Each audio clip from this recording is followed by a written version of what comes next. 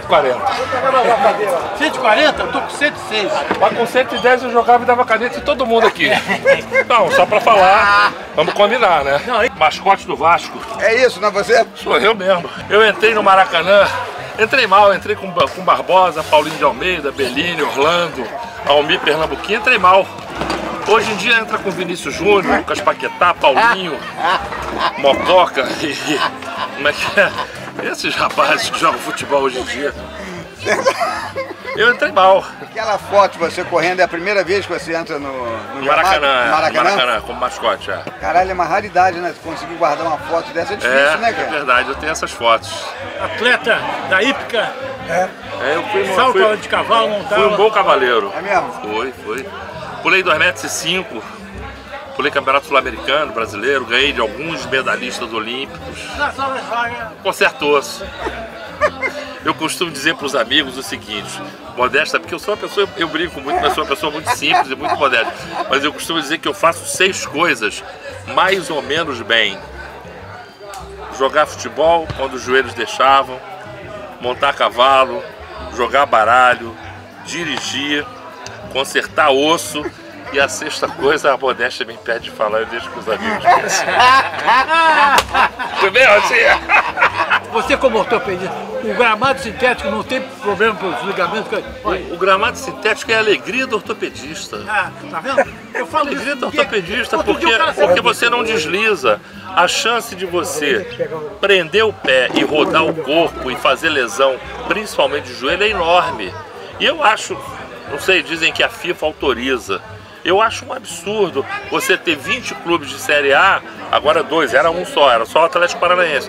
Você ter 2 com piso sintético e 18 com piso com gramado normal, o calçado que você usa no gramado normal e no gramado é diferente, tem que ser outro calçado. E outra coisa, né? Você treina no gramado sintético, então você leva uma vantagem enorme. Mas, ô Clóvis, pra você, pra tua lucratividade, é bom esse sintético? Acho que é a alegria do ortopedista, porque é muito mais fácil você prender o pé e rodar o corpo e fazer lesão de joelho no gramado sintético do que no gramado... Então conta pra gente como é que tu entrou pra esse mundo do futebol mesmo, assim, profissionalmente falando.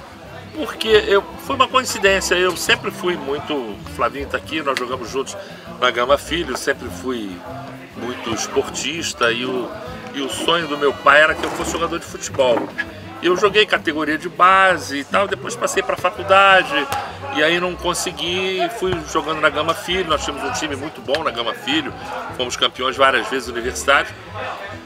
Quando chegou nos anos 70, por volta de 76, por aí, eu já estava terminando a residência médica, eu operei o pai do Pedro Valente, que já faleceu, foi vice-presidente médico do Vasco, e aí quando ele assumiu com a União Vascaína em 80, com Calçada, Roberto Pires Ribeiro e outros, o Arthur Sendos, Olavo Monteiro de Carvalho, Roberto Pires Ribeiro, ele me convidou para ser o médico do futebol profissional do Vasco e eu comecei no Vasco em 80, eu tinha 29 anos e só saí em 2015 com 65. Essa foi a história. E aí eu vivi aí vivi mais da metade da minha vida, eu tenho 69 anos, mais da metade da minha vida eu vivi no Vasco como médico, comandando o futebol profissional, o departamento médico do futebol profissional do Vasco. Possível dizer quantos você operou ali, né? Operei muita gente, passei muitas situações difíceis. A situação do médico do futebol é muito complicada, porque você tem que agradar o jogador, a comissão técnica, a diretoria, a torcida, a imprensa. Então você está sempre num... Eu costumo dizer que o médico de futebol vive sempre num elástico muito esticado. Às vezes ele arrebenta, é impossível não arrebentar, mas você se transforma num bom profissional no momento que esse elástico arrebenta poucas vezes, né? Isso, graças a Deus, aconteceu comigo. Mas você, às vezes a gente ouve muito falar assim que o jogador voltou antes do tempo. Isso também tem uma parceria ali com a fisioterapia? Tem, hoje eu, na minha época, quando eu comecei no Vasco, eu tinha um massagista, que era o velho Santana, que eu tenho uma recordação maravilhosa dele, era um ótimo profissional, que Deus já levou. e eu não tinha fisioterapia nessa época, eu tinha um auxiliar de enfermagem do Souza Aguiar, o Elinho, que fazia a recuperação dos jogadores, e nós tínhamos um ondas curtas, um ultrassom, um forno de bia e uma bicicleta que até hoje eu não sei se ela era de rua ou ergométrica, porque ela era tão estranha, aquela bicicleta, que até hoje eu não consegui identificar qual era. Na época você não tinha ressonância magnética, não tinha tomografia, não tinha ultrassonografia, você tinha a radiografia, a informação do jogador e as suas mãos para examinar e fazer os diagnósticos, entendeu? Então mas eu tinha uma vantagem, eu tinha duas vantagens na realidade, que foi a vida que me ajudou. Uma, que eu sempre fui um esportista, então eu me colocava muitas vezes no lugar do atleta. Eu fiz ginástica de solo, nadei, joguei futebol, fiz hipismo. E a outra, que eu tive uma formação médica no Miguel Couto, onde eu vi do queimado ao paciente que entrava lá com a mão presa numa máquina de moer carne.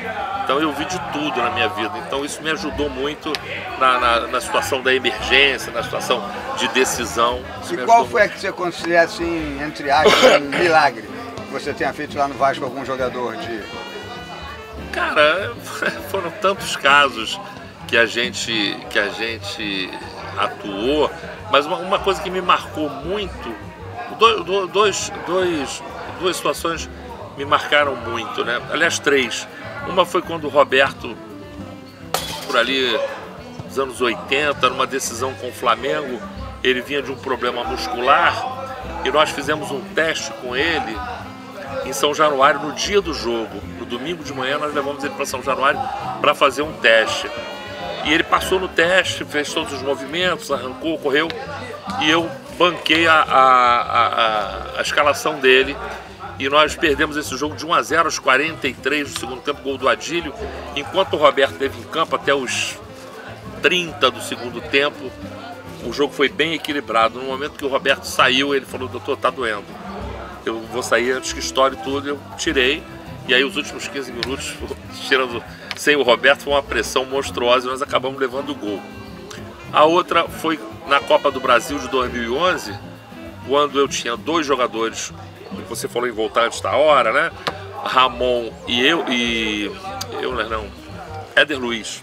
Ramon e Éder Luiz, vindo de problemas musculares. Nós tínhamos dois jogos decisivos contra o Curitiba. Primeiro em São Januário e decisão em Curitiba. E eu conversei com os dois jogadores e banquei contra tudo e contra todos a ausência deles no primeiro jogo, porque eu entendia que seria precipitado eles voltarem no primeiro jogo. E se eles tivessem uma recidiva, ou seja, se eles voltassem a sentir no primeiro jogo, estariam fora do segundo jogo. E o segundo jogo era o que decidia, não era o primeiro. O segundo jogo era o que decidia, e na casa do adversário, quando o Vasco foi campeão da Copa do Brasil. Eu banquei a ausência deles no primeiro jogo, contra tudo, contra todos. Só tive o apoio, na realidade, do vice-presidente médico, que era o Manuel Moutinho, e do Ricardo Gomes, que falou: Clóvis, se você está dizendo, está resolvido. Eles não vão jogar. E banquei. Enfim, muita gente me cobrando e tal. Nós ganhamos o jogo de 1-0 em São Januário. E no segundo jogo, o Ramon e principalmente o Éder Luiz jogaram os 90 minutos. O Éder Luiz fez um dos dois gols. O Vasco perdeu 3-2, mas ganhou o campeonato. Então eu me senti assim muito corresponsável, digamos assim. Então já vou estar aqui agora por conta disso. Já. E a outra foi quando nós perdemos aquele campeonato, não sei se vocês lembram, um gol impedido do Márcio Araújo contra o Flamengo. Gol de córner lá, né? Exatamente, aos 47, o Guinazur quebrou o pé no jogo contra o Fluminense, na semifinal. Jogou o segundo jogo com o Fluminense com o pé quebrado, imobilizado por mim. Eu fiz uma imobilização de esparadrapo de pronto-socorro, e ele era um jogador que tinha um coração do tamanho do mundo, e ele conseguiu jogar o jogo do Fluminense e o jogo do Flamengo, dando carrinho de 10 metros com o pé fraturado. Mas isso também vai muito do perfil do jogador. Com certeza, com certeza. Aquele time da Gama Filho era treinado pelo Antônio Clemente, Toninho Cavalo. E era uma seleção, né? Aquele time da Gama Filho. Eu sou suspeito porque eu participava do time. Porque, inclusive, nós fizemos aprontos antes do campeonato, antes do campeonato carioca, e o ministro Gama Filho conseguiu que a Gama Filho participasse do campeonato nos moldes da CUF, da Universidade do Chile. e caímos na besteira de fazermos os aprontos antes com os grandes clubes. E perdemos. A gente estava comprando. Perdemos só pro Botafogo 2-1 gol de Fischer. E o time do Botafogo era Cal Moreira, Brito, Leônidas e Valtenci, Carlos Roberto e Afonsinho, Zequinha, Fischer, Nilson Dias e Galdino. E o da Gama Filho, como é que era? A escalação? Tinha Antunes, Elinho, Alexandre, Flavinho, eu. Teobaldo, e nós estávamos falando, Danilo, para nós, foi o melhor zagueiro, quarto zagueiro central, não só que nós jogamos e que se vê hoje em dia. Mas como é que foram esses jogos? Bom, foi Botafogo, América, Flamengo, Vasco. Vocês ganharam? Os outros nós ganhamos. Isso nos apronta. Aí houve uma política dentro da federação, que era Otávio Pinto Guimarães, o presidente da federação, para que não deixasse a Gama Filho entrar. Por quê? A Gama Filho tinha um potencial de um centro de treinamento que nem o Maracanã tinha. Nós tínhamos banheira térmica, né? Lá no centro de treinamento da Gama Filho tinha banheira térmica. Cada um de nós tinha 6 pares de chuteira. Que loucura. 6 pares de chuteira, 3 de tarde. Então era uma infraestrutura que estava longe da realidade do futebol carioca. E iríamos complicar. Só não tínhamos torcida, né?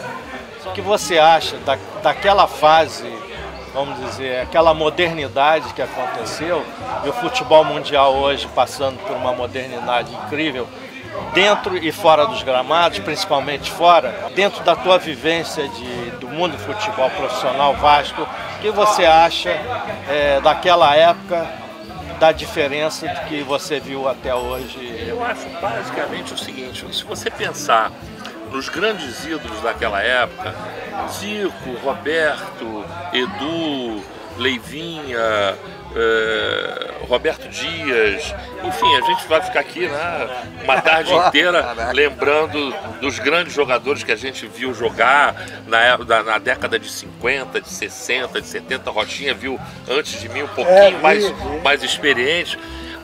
O que eu não sei se vocês, o Zizinho, que muita gente diz pra mim, o Zizinho não devia nada ao Pelé. Tem muita gente que diz isso, na verdade, não tem isso. E meu pai falava, Clóvis, eu nunca vi alguém dominar uma bola como o Pojucan. Meu pai falava isso.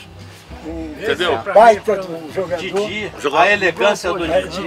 Enfim, então aí você pensa assim, quanto... Aí vamos de Gerson, Rivelino, a seleção de 70, de 58. Por exemplo, o maior quarto zagueiro que eu vi jogar na minha vida foi o Orlando Peçanha. O maior que eu vi, entendeu? Quanto esses jogadores tiveram que conquistar para ser alguma coisa, para serem reconhecidos, para ganhar algum dinheiro. Hoje o garoto, com 12 anos, tem procurador, tem gerente, tem empresário, e um garoto desse aí, a gente tem aos montes, sai para a Europa por milhões de euros, não tem dinheiro nem para pegar o ônibus, para pagar a passagem, de repente tem uma mudança drástica na vida e vão lá para a Europa sem nenhuma estrutura, sem nada, e sem terem ganho nada. Vamos fazer um comparativo, quanto Zico, Adílio, Leandro, aquele time do Flamengo teve que ganhar, teve que botar de faixa no peito para ser alguma coisa. Aí o Vinícius Júnior ganhou o quê? O Reiner, né? O nome? Reiner ganhou o quê? Conquistou o quê? Então eu acho que o negócio está todo de cabeça para baixo, entendeu? E aí vem essas explicações de tanto o futebol de várzea acabou, o futebol da bola de borracha, do paralelepípedo, né? Eu jogava descalço no paralelepípedo, a bola saía no meio fio. O Zico diz que um gol que ele fez contra o Paraguai, que ele puxa a bola assim pra trás, foi um improviso que ele conseguiu por causa da pelada, né? Por causa da pelada, entendeu? Então isso acabou. Hoje o jogador com 12 anos, com 13 anos, o treinador quer ser campeão do mirim, quer marcar pressão, quer a individualidade, o potencial das nossas peladas antigas. Olha, qualquer um podia estar em um time, né? Aqui, ó. Qualquer um. Mas isso a gente não tem mais o jogar. Olha, nós jogávamos pelada com eles. não vou citar nomes, porque tem ídolos internacionais que se bobeasse ele dava com a cara na parede do campo de pelada. Matar uma bola. É protagonista. Sabe o que eu estou falando? Quantos né? times Se bobeasse, considerado jogadores profissionais. Eu joguei contra o cara, porra, nunca E tomava um grande chocolate. Eu podia fazer. Grande Primeiro, quando entrou em campo, porra, ninguém viu o nosso time, eu só vi o outro time. Né? Os veteranos do Flamengo misturados. Aí, porra, torcida muito grande, Jornal dos Esportes, aquele torneio que era feito, maravilhoso. Abertura do torneio, 15 de novembro. E ficamos lá batendo uma bola e os craques lá. Olha, aquele campo principal devia ter umas 2.000 pessoas. E começou o jogo, porra, nosso timezinho, nego tinha um P, Pracinha, aqui, que era do nosso Mário Guerra. Aí, olha os Paraíba, não sei o que, porra, pá, veio uma bola, eu olhei, vi um cara chegando em mim aqui, né? Eu, porra, chegando em mim, vamos lá, pum! Passou por cima dele, eu virei por aqui, peguei a bola, ele parou, né? Mas eu peguei lá. Aí quando eu olhei, quem era, não pôde ser o meu. Não tem graça, Gigi. Pode dizer, pô. Já expirou. Foi o Milton Santos. Eu aí peguei a bola, pum! Entreguei logo, cara. Não quis nem saber, aí, pô. Aí a torcida. Pô, esses caras não são. Nós perdemos o jogo. Paulinho em Portugal. Nós chutamos 4 bolas na trave do Gari. O jogo seguiu, nós dando sufoco. E no segundo tempo, faltavam uns 15 minutos para terminar o jogo. O Amaral, o becão nosso que batia muito. Jogou no Nacional do Montevidéu, ele jogou brigando lateral direito desde o início do jogo com o Dida. Os dois discutindo o tempo todo. Coitado do Dida. Pô, coitado. O Dida deu um drible para um lado, deu um drible para o outro. Quando foi dar o terceiro, o Amarelo pegou ele, jogou em cima. A sorte é que como estava cheio... Em cima da galera. Em cima da galera. A galera parou. Pegaram no braço. Aí o Valtero, o técnico do time, ia tirar o Zagallo. Aí, a falta. Aí o Zagallo, não, peraí, deixa eu bater a falta, eu saio. Esse aqui é o irmão da Brenda. Aí botou lá. Nosso goleiro era o Miro, lembra? Que era salva-vida no Piraquê. Miro baixinho, jogava bem, mas era muito baixinho. Meteu na gaveta. Meteu na gaveta. Zagallo sempre tem estrela, né? Não, deixa eu... O cara que fizesse o primeiro gol ganhava um relógio. Você vê a fama que ele tem de ser sortudo. Ele é impressionante, né? Ele ganhou, saiu, né? Nós perdemos o jogo de 1-0. E há uns 5 ou 6 anos atrás, eu moro na Barra. Eu passei, eu compro sempre sorvete ali no Itália da... Aí quando eu entrei, quem eu olho? Zagallo, estava com o motorista e segurança dele, que ele já tinha aquele problema para se movimentar.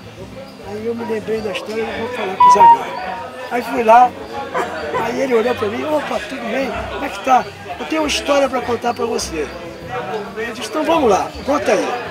Aí eu contei a história, né? Aconteceu isso, assim, ele lembrou? assim.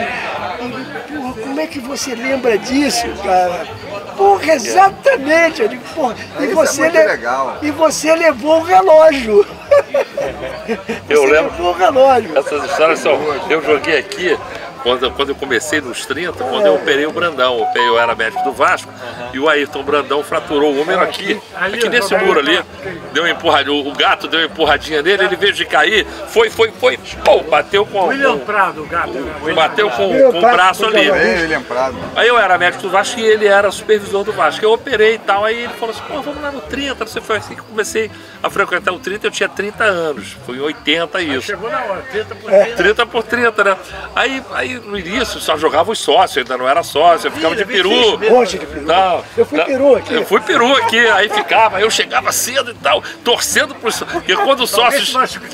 Quando o sócio chegava e fechava a pedra, pô, você não jogava, ficava ali e tal. Mas sempre dava um jeitinho, né? Aí um dia eu tava jogando, quem tava jogando aqui? Pampolini.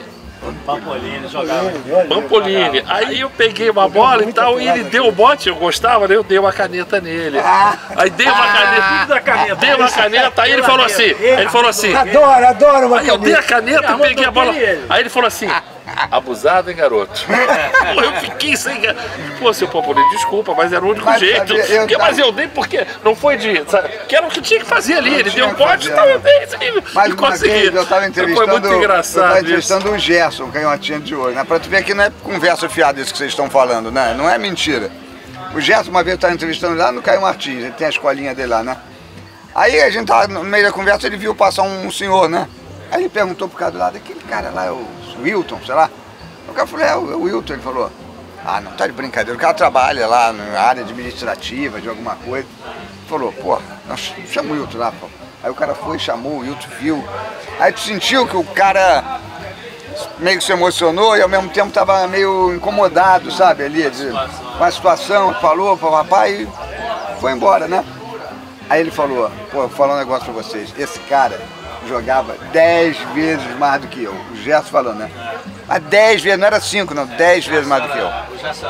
A família não deixou ele continuar jogando e ele ficou mal, entendeu? Tanto que ele falou, viu, ele tá assim, porque ele achou que... Agora, pra tu ver, é porque é a chance do cara. Tem gente que não jogou profissional e joga muito mais como profissional, isso é... Se acabasse o impedimento, como não tem na pelada, você acha que ia dar certo o futebol? Eu acho que, eu penso muito nisso há muitos anos. Eu acho que tinha que ter uma linha que até ali não tinha que ter impedimento. Entendeu? Uma linha... São 11 contra 11? Exatamente, até ali não tinha que ter impedimento. Ali dentro tudo bem. Ali dentro daquela metragem ali. Entre o centro do campo eu acho isso, e a área. Exatamente. Até do centro do campo até a área não teria impedimento. Porque você vê hoje com o VAR, não, o pé estava, o dedo do pé, outro dia eu vi um negócio, não, mas aí o pé estava em condições, mas a inclinação do corpo não estava. A gente sempre ouve muito falar assim, pô, tal jogador, Reinaldo, Atlético Mineiro, poderia estar jogando se não fosse, né, o joelho, que naquela época não tinha isso, né? Vários jogadores pararam porque ou dizem às vezes que o médico não fez o negócio direito, ou não tinha tecnologia.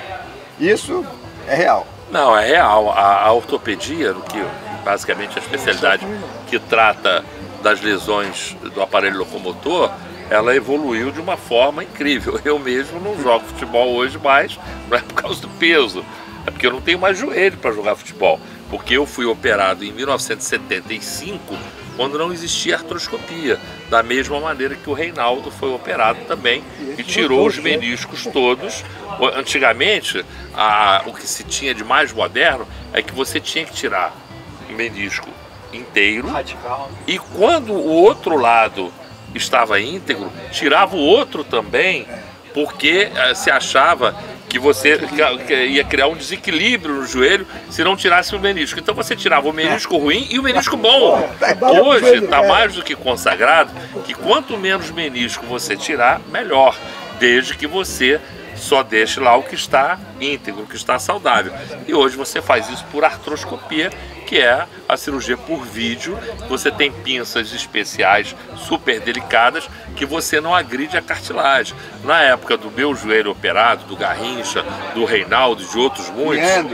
Leandro, e tem N exemplos aí, você abria e tirava com o meniscópio, você saía raspando a cartilagem para arrancar, a verdade é, você arrancava o menisco, entendeu? E eu com 19 anos, eu estourei os dois aqui. E eu rompi meus meniscos na Gama Filho, Então, ali eu estava voltando. Com 25 anos. Foi quem me operou, foi o Mário Marques Tourinho que operou o Garrincha em 69, na Cruz Vermelha. E a única alternativa era essa. Eu vou falar aqui, o Clóvis vai confirmar. Eu fiquei 3 meses no gesso. É verdade, você ficava 3 meses no gesso. Você saí com a perna fininha. E um gesso cheio de assinatura, né? Hoje você opera de manhã, sai de tarde andando, entendeu? E a cirurgia, cara, e mais do que isso... Operou no Pasteur, né? O Cafu operou no Pasteur domingo de manhã e 5 horas da tarde já estava fazendo... Sai no mesmo dia. Fazendo fisioterapia. E hoje você tem a grande vantagem que é a cirurgia do ligamento cruzado anterior. Por exemplo, Vanderlei Luxemburgo parou de jogar futebol, como muitos outros, porque teve uma lesão de cruzado que instabiliza o joelho.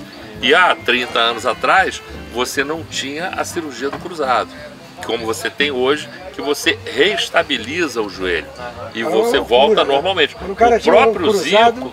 Não, lesão de cruzado acabou a carreira. O Zico foi operado nos Estados Unidos pelo Jimmy Andrews, que era um dos maiores ortopedistas do mundo, por uma técnica que chamava-se mini reconstrução de Andrews, mas que depois chegou-se à conclusão que não era uma técnica adequada para resolver o problema. Tanto é que ele foi lá, operou, não resolveu, ele fazia trabalhos de musculação de manhã, de tarde, de noite, tinha uma coxa enorme, conseguiu jogar ainda um tempo, mas a própria Copa de 86, o Zico não tinha condição nenhuma de ter jogado aquela Copa. Ele teve uma torção de joelho, me lembro como se fosse hoje, jogo contra o Chile em Curitiba, o último amistoso antes do Brasil ir para a Copa de 86, e ele torceu o joelho porque o joelho dele deslocava.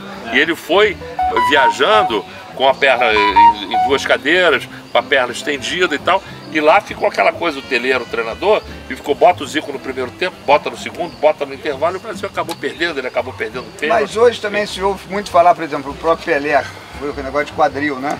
Não, isso aí é diferente, isso aí é prótese de quadril, isso aí é para o paciente, já não é para o atleta de futebol. O atleta de futebol não faz prótese de quadril. Não faz, né? A prótese de quadril com a prótese de Só joelho de pelada. é para o paciente de 60 anos para cima. 60, o Jaime Lima, ele já jogou de prótese, o Jaime Lima tem prótese no quadril, jogou hoje, tem 78 anos. 82. Não, 78. Não, fez o Jaime tem 78. Eu tenho 82. E joga com a prótese de quadril. Eu tenho 84. Não, tem não. É gato ainda. Tá louco. 84, filho. É gato. E é gato, foi registrado 3 anos depois, o normal 87. Tudo é gato aqui. Mas a prótese não se aplica ao jogador de futebol, entendeu? A prótese é para o paciente idoso, paciente acima de 65 anos.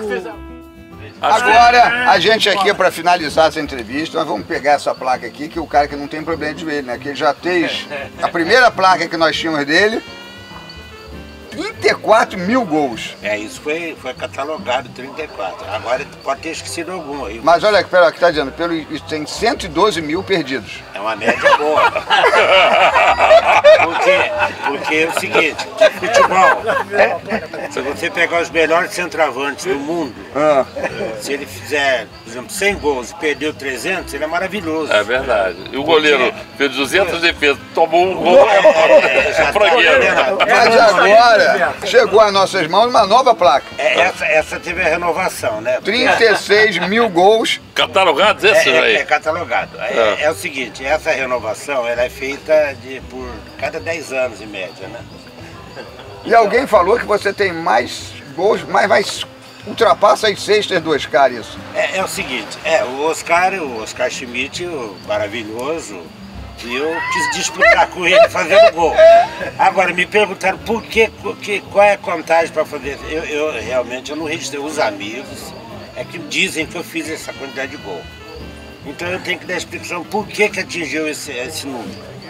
Eu tenho 75 anos de idade, jogo até hoje, como você viu. Fez gol hoje, gente? Por acaso, hoje é um aborto da natureza. Mas eu não fiz. Primeiro gol. Eu não fiz gol hoje. Isso aí, essa não chuva. Fez hoje? Não, isso é. Por isso que choveu. Tá chovendo. A minha contagem é o seguinte. Eu jogo pelada, só site, não é campo profissional que tem impedimento, bandeirinha, não sem bandeirinha, só tem o juiz. Eu jogava 4, 5, 6 até 7. Tinha dia que eu estava em casa, telefonava, tem uma pelada. Comparecia, e minha função era fazer gol. Antigamente, um dalinho mais grosso ia pro gol. Por exemplo, aqui, o dono da camisa nunca ia pro gol. O que dava a camisa e a bola, esse jamais ia pro gol. Escolhia a posição. Escolhia a posição. Agora, aquele cara que era convidado, tal, o chatinho, vai pro gol. E naquela época as peladas terminavam 12, 13, 15, 10. Eu era o artilheiro, jogava na frente. Então eu fazia uma média de 5, 6 gols, até 8 gols. E quando chegava no scout lá, faltou, bom, bota pra ele, porque ele costuma fazer, então, entendeu? Eu acreditava. Então uma média por semana, 4 peladas, 5 peladas, 4 peladas, fazendo 5 gols, 5 vezes 4, 20. 20 por semana? Por semana, por mês 80. 80, vezes por 10, 800, 960. Você multiplica isso por 40, 50 anos, dá 40 mil. Aí, pô, mas por que 30 e pouco? 36 e não 40. É porque eu tenho filhos que moram na Europa, então eu costumo passar a temporada na Europa. Você foi justo, né? E lá eu jogo uma peladinha, às vezes lá na França ou na Espanha e tal. E lá eu não mostro meu futebol. 960 vezes 40, 38.400 gols, tá certo? Aqui, ó. Aqui, 38.400 gols. Por baixo, né? Por Hoje baixo. a gente tem os goleiros. Antigamente aqui os goleiros eram goleiros mesmo. Né? Nós tínhamos aqui um cônsul, que era goleiro. O Willi. Tínhamos um poeta, Tiago de Melo, que era goleiro. Ô Cláudio, você acha que ele usou a mesma técnica que o Túlio usou, de contagem? Evaristo. Não, mas o Túlio arrumou muito jogo de comemoração para fazer gol. Eu não arrumei nenhum jogo de comemoração. Foi tudo a Vera. Era jogo a Vera. Não, eu tenho uns amigos com quem fede ofício aí para provar que eu realmente fiz esses gols todos. Então eu sou questionado em alguns lugares. Bom, mas você fez tanto gol. A única coisa que eu sei fazer é gol, entendeu? Por exemplo. E quem é um artilheiro que te inspirou? Olha, eu posso dizer para você agora, Sérgio, o seguinte. Ademir Marques de Menezes. Poucas pessoas sabem, mas eu sou bauruense. Eu nasci na cidade de Bauru. Eu convivi vendo o pai do Pelé jogar, Dondinho. Quando ele estava encerrando a carreira, eu garotinho, meu pai me levava para ver o jogo, e vi o Pelé surgir no futebol. Então o Pelé tem uma diferença de 4 anos de idade a mais que mim. Quando o Pelé tinha 13, eu tinha 9. Eu morava em frente ao campo do Baquinho, Bauru Atlético Clube. Então eu vi o Pelé treinar e jogar toda semana. Todo treino do Pelé eu estava do lado do campo, levando tapa dele, dos caras que jogavam. Eu entrava para perturbar, era garotinho, perturbava. E ficava observando como é que ele fazia, como é que ele não fazia. Esse gênio, por isso eu digo, eu tenho uma marra. A marra que todo mundo viu o Pelé dos 17 em diante. Eu vi Pelé com 13, 14, 15, 16. Quando o Pelé se mudou para Santos, no mesmo ano que o Pelé se mudou para Santos, eu me mudei para São Paulo. Aí eu passei para o Pacaembu, ver o Pelé, todo jogo do Pelé. O meu time era o Palmeiras, mas como eu era de Bauru, o Pelé era de lá, meu time era o Pelé Futebol Clube. Eu passei, porque quando eu cheguei antes do Pelé ser o Pelé, eu dizia, tem um garotinho lá em Bauru que joga assim e tal. Eu levava a tapa dos moleques, dizia, tem garoto, caipira. Eu digo, vocês vão ver. Eu não sabia que ele ia chegar, não chegou. Quando o Pelé começou a reinar no Rio de Janeiro, em 1960 eu mudei para o Rio de Janeiro. Então eu tive a sorte, o privilégio de ver o Pelé fazer gol em Campeonato Mundial no Maracanã. Aquele gol que ele fez em 61, eu estava na geral do Maracanã. Quando ele fez o 1000º gol, você deve ter dado gargalhada, né? Já tinha 25 mil, né? Eu tava no Maracanã, no Rio. Você já tinha muito mais gol do que ele. O único gol que eu não vi o Pelé fazer, o gol histórico dele, foi o gol que ele fez no Monte de Onça, na Rua Javari. Poucas pessoas, aliás, muitas pessoas... ninguém, não está filmado isso. Mas muitas pessoas, é como no Maracanã, a Copa de 50, há um tempo atrás, se você perguntasse quem estava no Maracanã, o mundo todo está no Maracanã, não tinha lugar para... Todo mundo via a Copa de 50 no Maracanã. Então, na Rua Javari eu não estava, mas todos os gols do Pelé eu vi. Então, essa situação de ver o Pelé fazer gol, me deu essa qualidade, porque fazer gol... agora sim, pô, é questão de inteligência. E você, por exemplo, o Reinaldo, vocês acabaram de falar do Reinaldo, a operação de cirurgia. O Reinaldo, quando fez o lançamento do livro dele, a dedicatória que ele deu, já, o gol é nossa história. Porra, pelo amor de Deus, que mais? Porra! Que mais? Fechou. Que mais você quer?